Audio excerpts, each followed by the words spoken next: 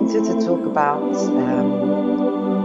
Four Noble Truths of Buddhism, but just to touch on a couple of them. And then it came to my attention yesterday that Sunday is World Mental Health Day.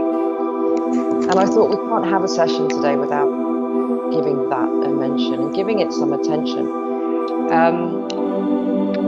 But the Noble Truths that I wanted to speak about also tie in quite nicely with the mental health stuff, and talking about resilience and how we have resilience in the face of adversity and challenges and stress, and they tie in quite beautifully, so it's good that we can bring them both in. And what I thought would be nice is if we could have a discussion between us to know how people, what tools we have in the box to deal with challenges, stressful events, things that really do impact on your mental health. How do you keep your mental health in check? So, is there anyone that would like to share any resources, any tools that they have, and share with the rest of the group? I think exercise is a good thing. Finding a way to get out and do that. You're doing something good for yourself, and it makes you feel better.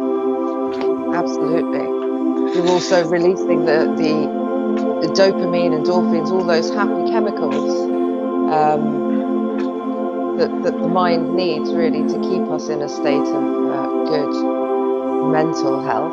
So yeah, thanks for that. Movement, exercise, not overdoing it though, because and this is especially true for women. We have different bodies and we have fluctuating hormones during the month. I think for men it's more stable over a 24-hour period. For women we have a 28-day cycle, so it's very different. It's a whole other topic, but just a word there for women. Sometimes over-exercising can cause your cortisol and stress levels to go up, so watch for that one too. But definitely daily movement, really important for the mental health and well-being, so thanks for that. If I may have a suggestion, yeah. This is Anton. What I found in being a representative of the CSR team, volunteering is probably the best thing that I've discovered for myself personally as the best thing that helps me personally and a lot of people that I've seen deal with mental health issues. I mean, being confined has not been fun, but what we have done as part of the CSR program, we were offering mentorship sessions for youth and for kids and for schools, right? And even though we do them virtually, But the idea is that everything in life ends, everything is impermanent. We know that. We know that everything is always changing. The cells in our bodies are changing. The nature of our emotions change. How we feel, how we think changes on a daily basis. One day you like something, another day you don't. How does that happen? The relationships change, jobs change. All these things that we latch onto for security, they are finite. There will always be an end. And this idea that we don't will be an end, this idea that we hold on to them, that we are attached to them, is the cause of suffering. And the more we can become detached, the more we can ride the changes, ride the waves of the changes of life, the more resilient we become. And this idea, to speak of what you were saying, Anton, this idea that everything is about me. So we hold on, we have expectations of how we think life should be, how we think people should behave, how we think events should go. And we hold on and we think about me and what will keep me happy. And the Japanese have this, the changing, the blossom on the trees. And the blossom is there basically for a very short period until a big gust of wind comes and blows the blossom away. And they see that as the fact that life and beauty is impermanent. It can end very quickly. And they apply this philosophy in life. And actually that's what keeps us happy. Knowing that things can change, knowing that the nature of relationships, knowing that the nature of life can change, and it just holding on to those beautiful moments in between that we get gifted, and having gratitude for those beautiful moments in between are where sustained joy and happiness are. And if we can accept and have acceptance for the changing nature of life and let go and ride the wave rather than trying to fight and go against the tide and the waves, because we know that that's not going to get us anywhere.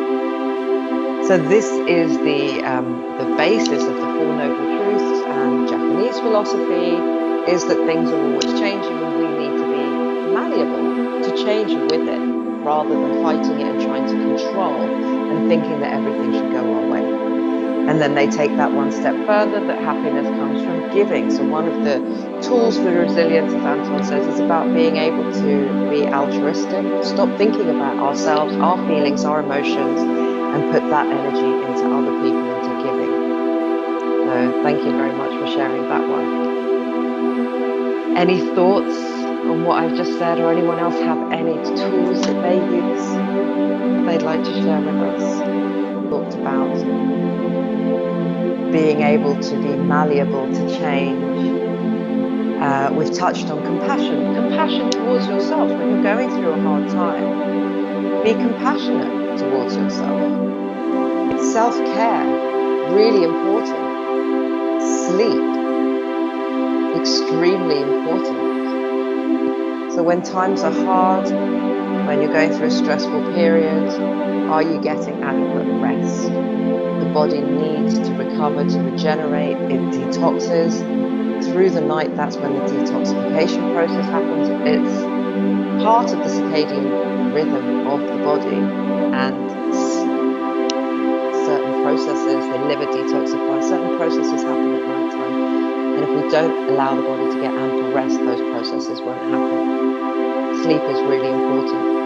Are you taking time out for yourself to do the things that make you feel rested and happy? And I know it's hard during this pandemic time, and it's not easy to get out and do the things that we used to do. Have you adapted to that change? Do you have new ways of bringing in relaxation into your life and into your day?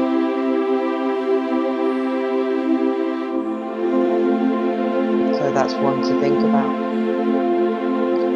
Also, visualizing how you would like the situation to be. So you have a stressful situation at work. We've talked about this, so it's a reminder. Maybe it's work, or maybe it's life at the moment. It's not really working out the way that you'd like it to. It's pulling you down.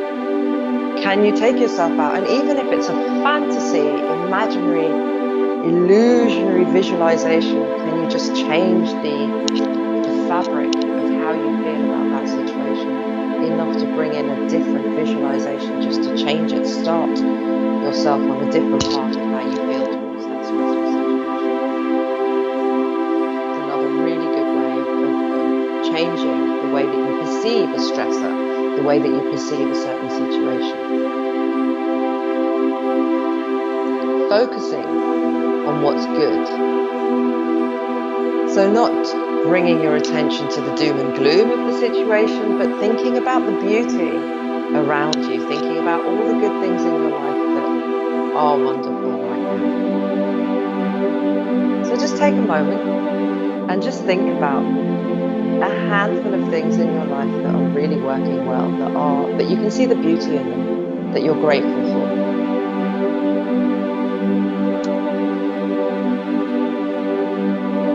And just notice how that makes you feel.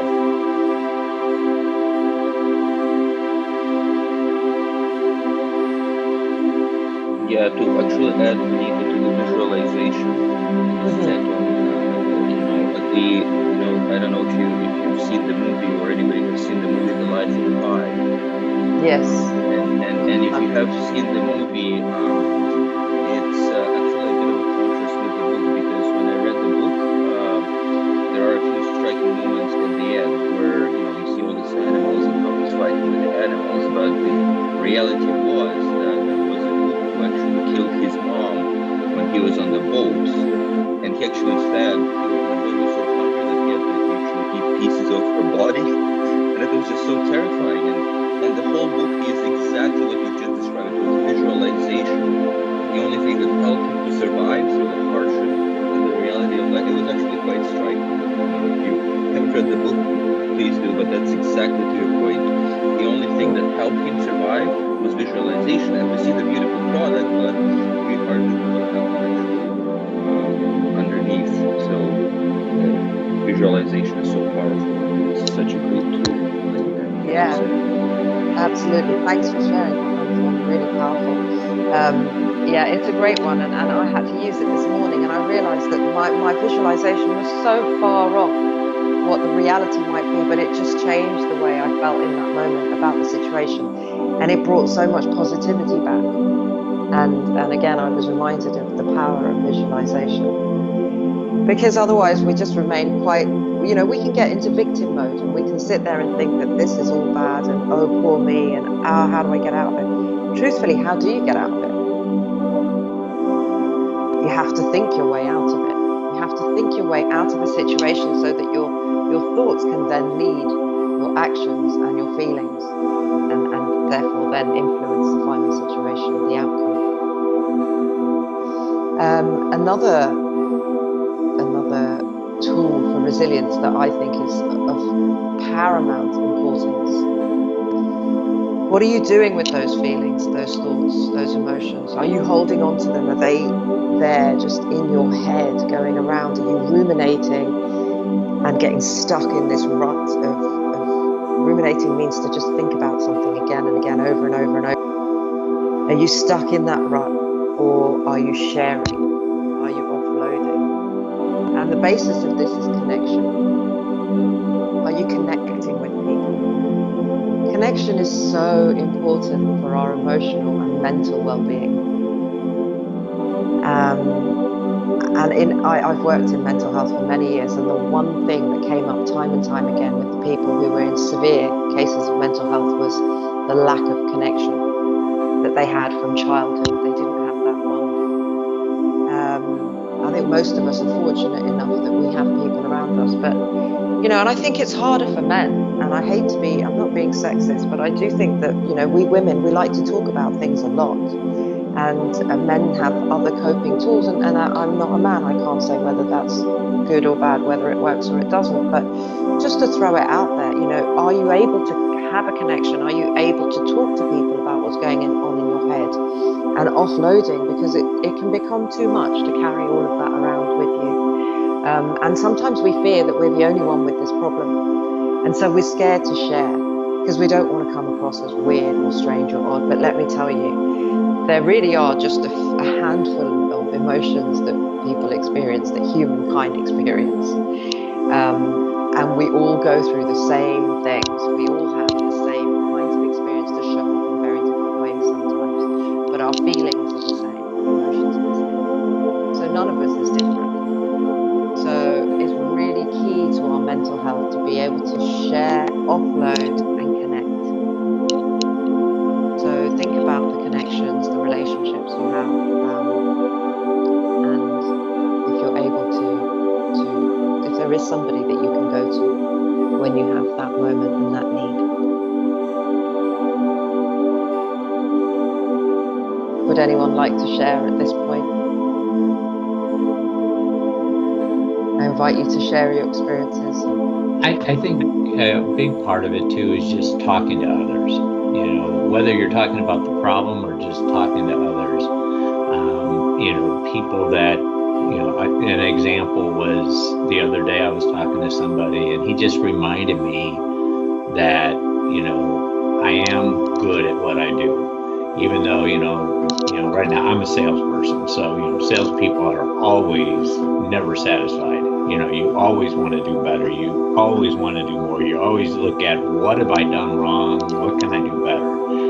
And it was just a nice reminder saying, hey, you're going to make it happen. You've done it before. You'll continue to do it. And just that reminder made a big difference. Lovely. I'm so sorry I can't see you on my screen. So I don't know your name, but thank you so much for sharing that. And you're absolutely right. We forget. we forget what a wonderful job we're doing, and we are tuned to want more. That's the nature of us. We're never satisfied, and so therefore we tend to be maybe more half glass empty than glass full, or we think it's not good enough. We strive for perfection, and that can be really damaging to our mental health, and we can overlook all the good that we're doing, all that we've already done, because we think and we put pressure on ourselves to do better. We think we can do better. So thank you, and by sharing, you were able to get something from your friend. They were able to help you out. So just highlighting really the importance of opening up and talking to people.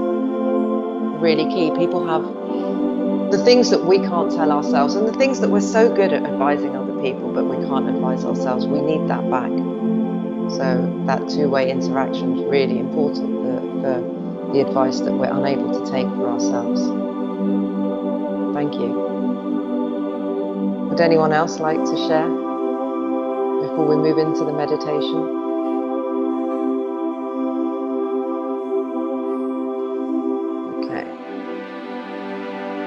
So I hope that we can you can remember some of those tools as you go along. There are many more, and everyone has their own idea of how to build resilience. So it's an ongoing thing that you can research more, look into, test out, see what works for you, because we're all different, and we all have different anchors. So it's really good to know what your tools are, what are the things. And one thing I like to remind people is that when things are really tough and you feel like, you know, you're going back into your old ways of thinking or thoughts, and now you're practicing mindfulness, you will find that there's a kind of new way of being and a new way of thinking, but it's so easy to get pulled back, especially in stressful situations. When that's happening, just try and hold on to one small thing. One small change, one thing that you did differently, even if it's gratitude, which is so powerful. It's not just a small thing. Just try and hold on to that.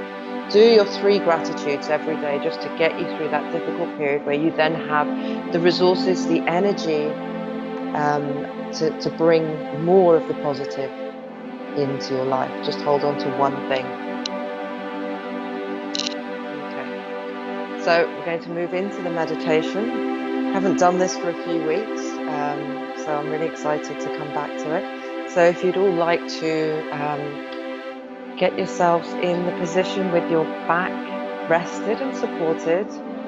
If you're wearing glasses, you can keep them aside. And sit with your legs uncrossed, stretched out if you're on the floor, or uncrossed if you're in a chair. Eyes closed. And just take a deep inhalation.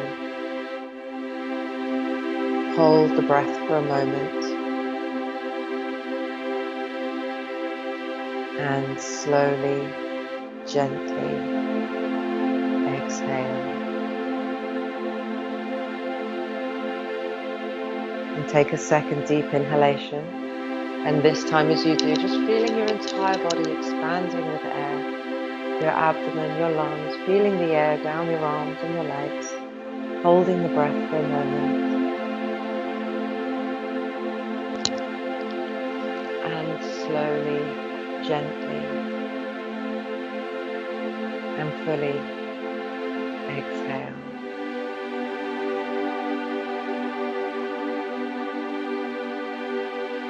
And take a third deep inhalation, and this time, as you breathe in, seeing every cell in your body lighting up with energy, all the way from the crown of your head down to the tips of your toes.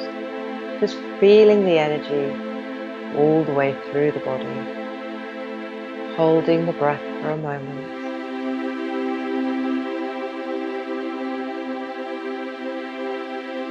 And slowly, gently, and fully exhale.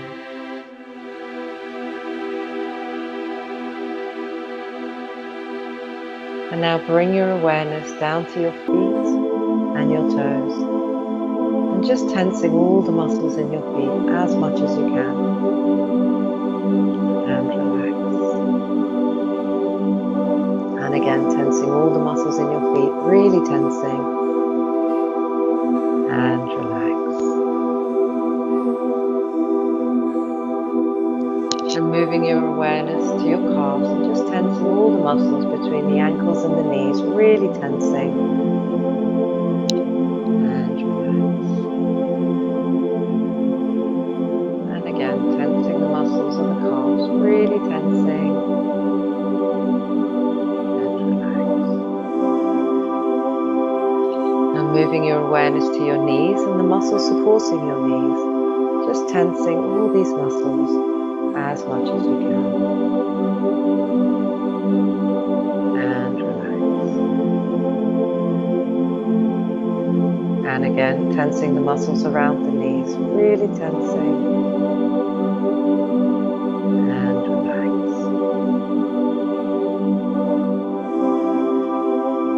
And moving your awareness to your thighs and the hamstrings and just tensing all the muscles in the top of your legs as much as you can. And relax.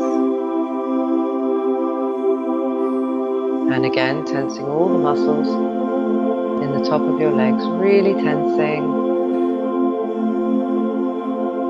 And relax.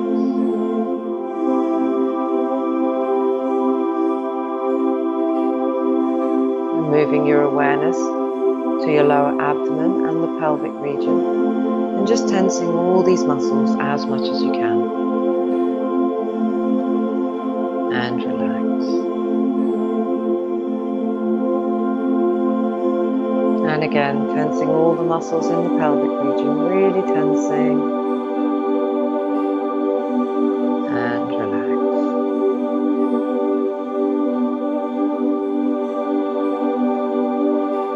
And bringing your awareness to the stomach region, just tensing all these muscles as much as you can. And relax. And again, tensing all the muscles around the stomach, really tensing. And relax.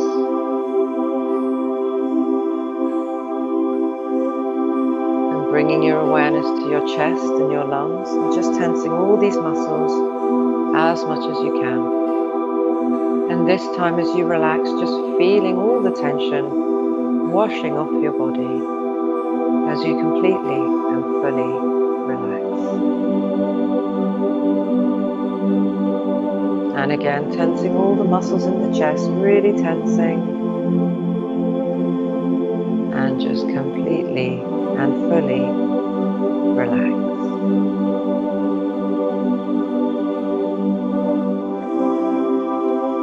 Bringing your awareness to your hands and your fingers and making two tight fists, just tensing all the muscles in your hands as much as you can.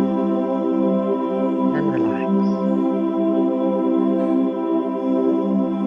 And once again, tensing the hands, really tensing. And relax.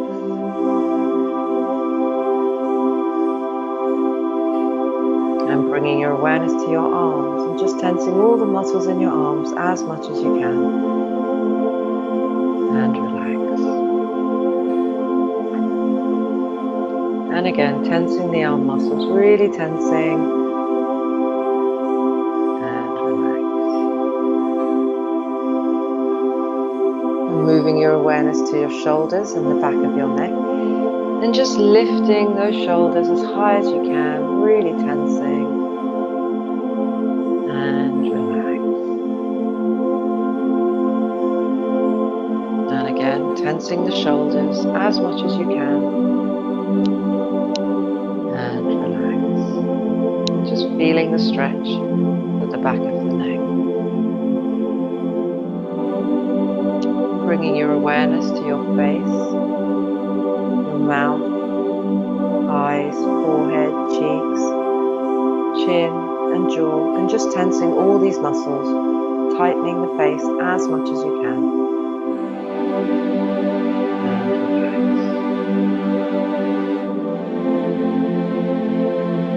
And again, really squeezing the face muscles, really tightening.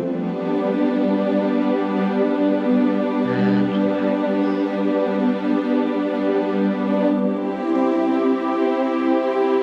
So now we're going to move our attention to the breath. And just trying to focus the mind by concentrating on the breathing.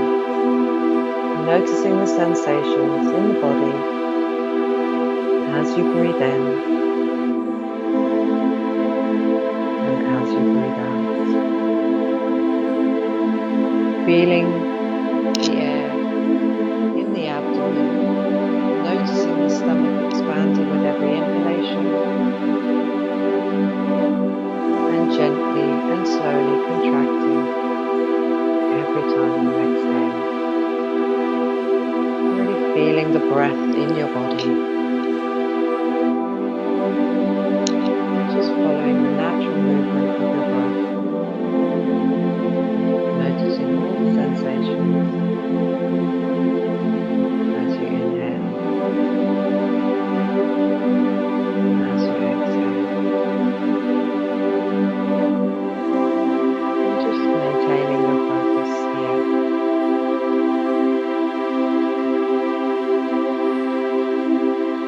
Staying with the breath. And if the mind wanders, just gently bring it back.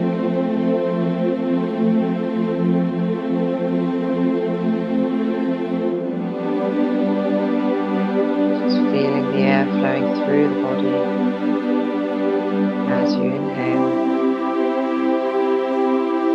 and as you exhale. Just maintaining this awareness of the breath.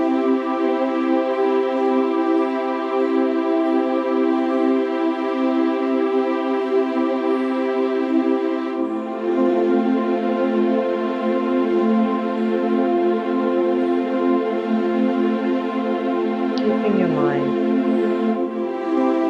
focused on your breathing, noticing the sensations, and just allowing the body to completely relax with every exhalation. Relaxing into the breath, keeping your attention here.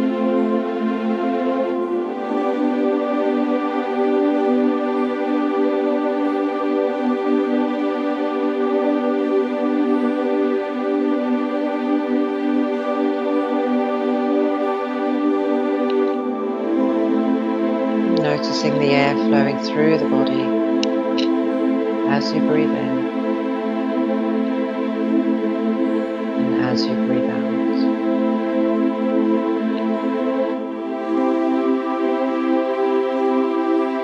Feeling your whole body relax as you breathe in and breathe out through the abdomen region.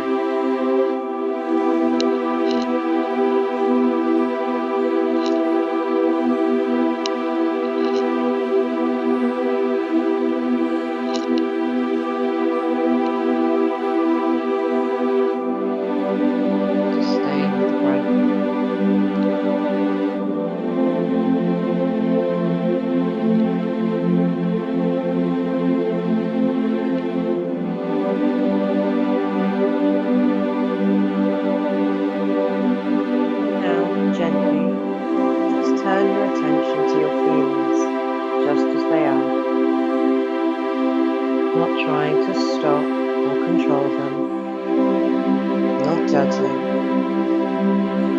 just observing your feelings as they are, in your body and in your mind.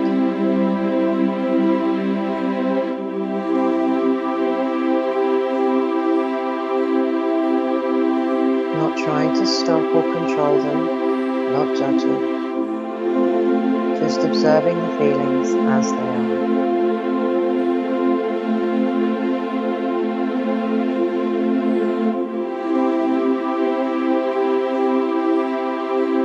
And breathe in peace and calmness into your feelings and into your body.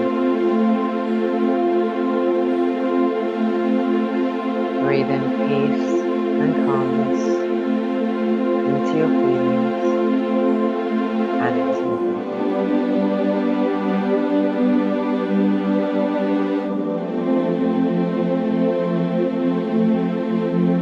Just allow your feelings to settle down.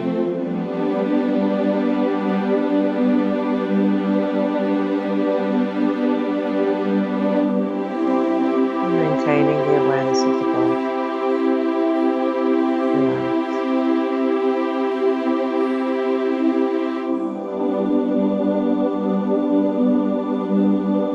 So keeping the awareness of the breath, gently turn your attention to your thoughts just as they are.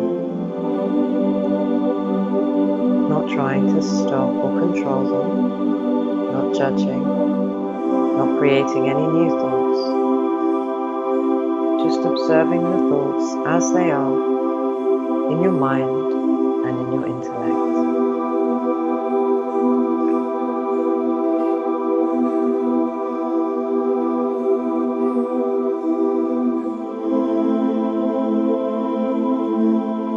Not trying to stop them or control, not judging, just observing the thoughts as they are.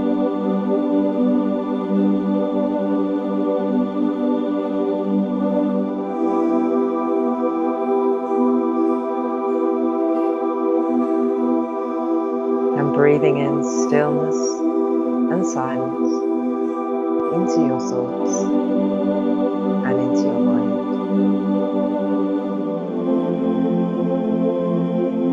Breathing in stillness and silence into your thoughts and into your mind.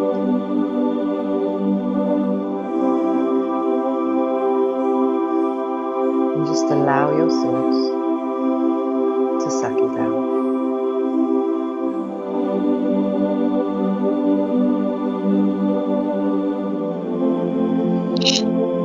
Continue to maintain the awareness of the breath, noticing the sensations of the air flowing through the body as you breathe in and as you breathe out.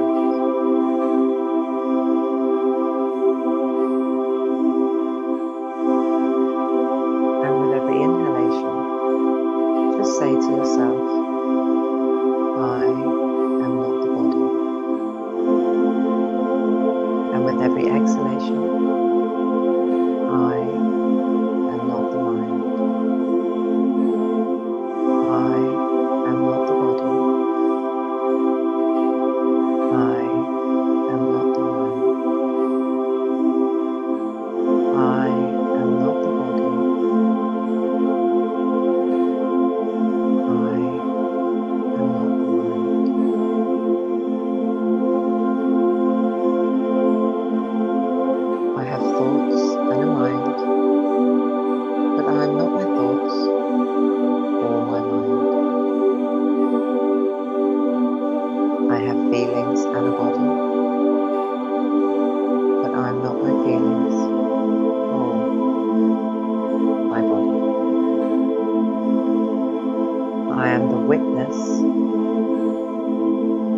Of my body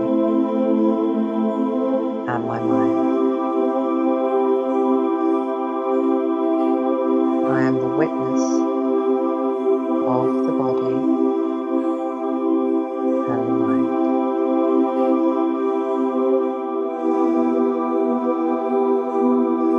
And just notice the space between you and your body, and you and your mind. And just notice the emptiness of the space, the nothingness.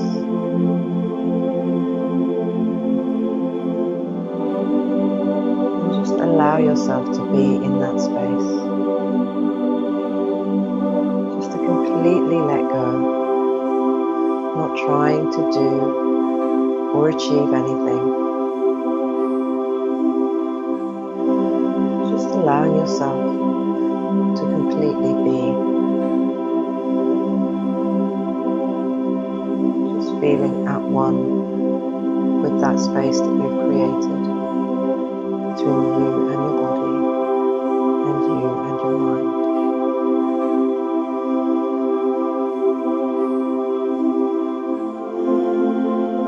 Just give yourself permission to completely be, just to let go, to completely submerge with that space, with that emptiness.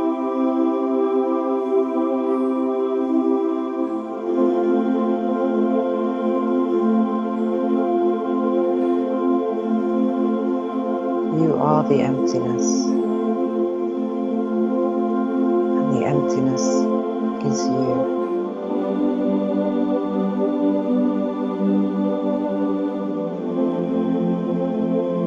Just letting go of everything else and just being at one in that space.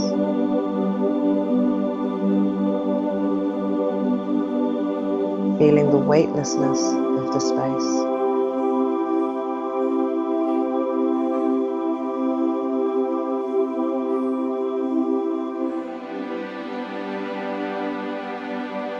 The nothingness.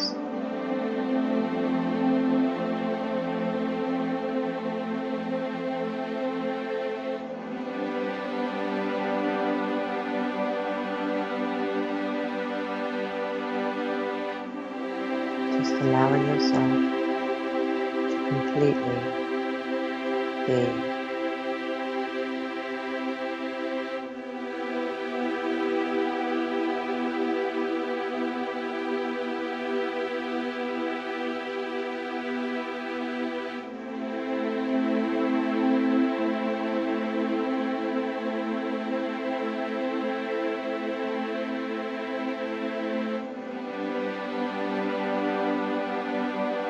If any thoughts or feelings should arise, just allowing them to pass by, not attaching, not judging, just letting go.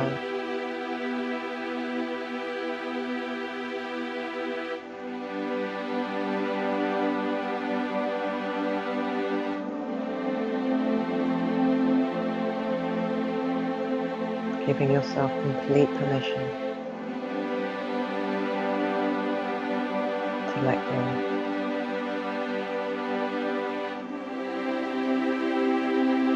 This is your time.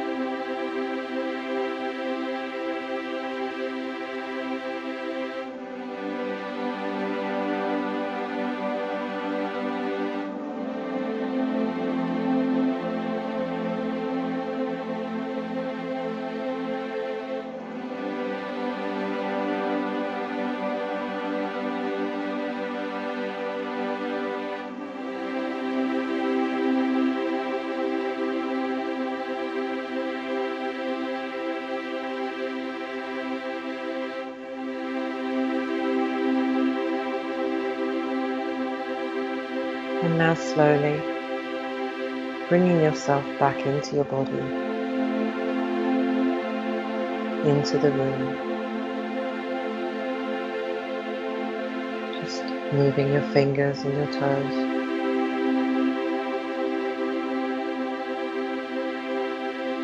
Slowly bringing yourself back in.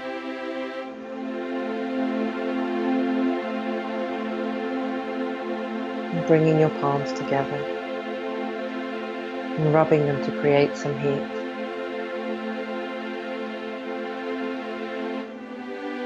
And gently cup your palms over your eyes.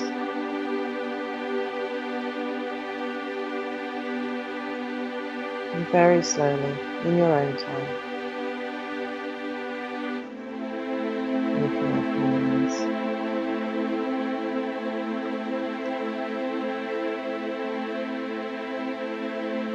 We'll have a couple of minutes if anyone wants to share anything. Please do feel free. Or if you just need some time to come back, that's also okay.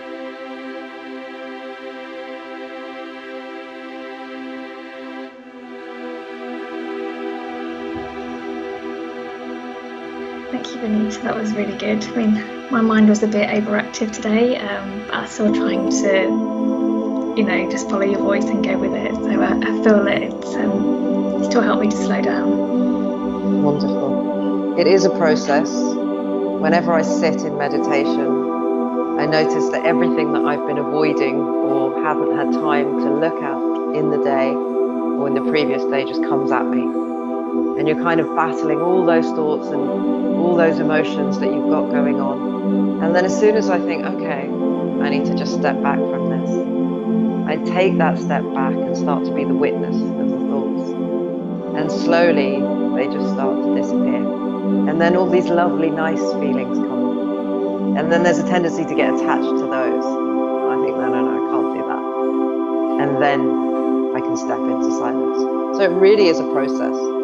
And I think that we need to be patient with ourselves and just trying to maintain that awareness of being the witness, getting to that stage of witnessing the thoughts and then being able to progress into the other stages. So it's all good. At least you can then become aware of the state of mind and what's going on and where you're at. More practice, I'll get there. Thank you. Absolutely. That's okay. And one thing that, very important thing that I didn't mention earlier when we talk about resilience is obviously mindfulness, bringing yourselves into the moment, being present and coming out of your head. A really good tool for which we're all practicing. So.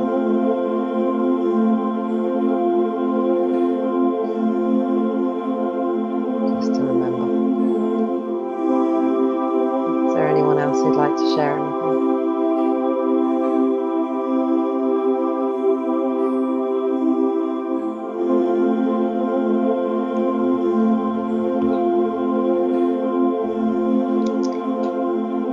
We're at time anyway, so I guess it's a nice way to end the session today. So thank you again for an amazing session. Awesome. My absolute pleasure. Session again.